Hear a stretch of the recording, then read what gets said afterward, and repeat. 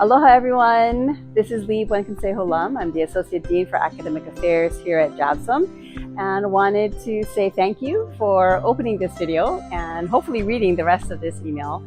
But this is really to invite you to a very special day.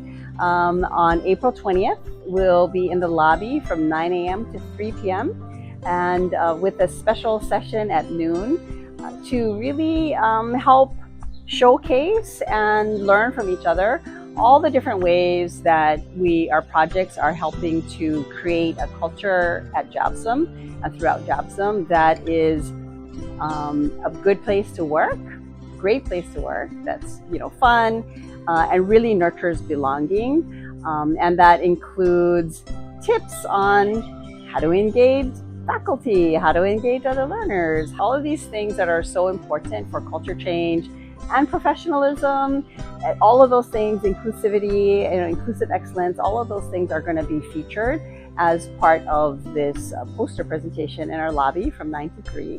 But from 12 to 1, we'll actually have some food and we'll have the different leads of our projects there.